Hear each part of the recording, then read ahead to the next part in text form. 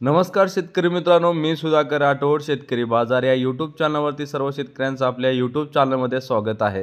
तर शेतकरी मित्रांनो, बांगलादेश बॉर्डरवरती काल आपल्या भारतीय कांद्याला काय बाजारभाव भेटले आपण जाणून घ्यायचा आहे. तर व्हिडिओ शेवट पण बघत चला. व्हिडिओला अजिबात स्किप करू नका.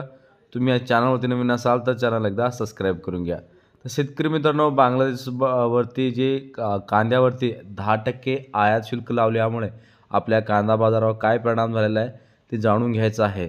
तर शेतकरी मित्रांनो, बांगलादेश बॉर्डरवरती काल गोजीडंगा बॉर्डरवरती जवळजवळ 9 गाड्याची एक्सपोर्ट काल झालेली आहे आणि हिली बॉर्डरवरती 3 गाड्याची एक्सपोर्ट काल हिली बॉर्डरवरती झालेली आहे.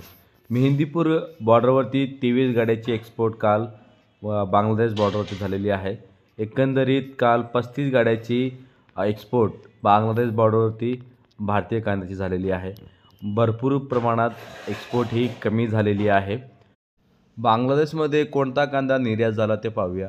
तर शेतकरी मित्रांनो, नाशिक, नगर, अलवर, गुजरात व मध्य प्रदेश या भागातील काही ठिकाणचा जो कांदा आहे काल बांगलादेश बॉर्डरवरती निर्यात झालेला आहे.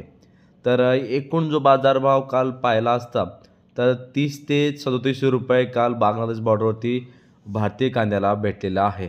तर शेतकरी मित्रांनो, एकंदरीत काल 2 रुपयाची सुधारणा बांगलादेश बॉर्डरवरती झालेली आहे.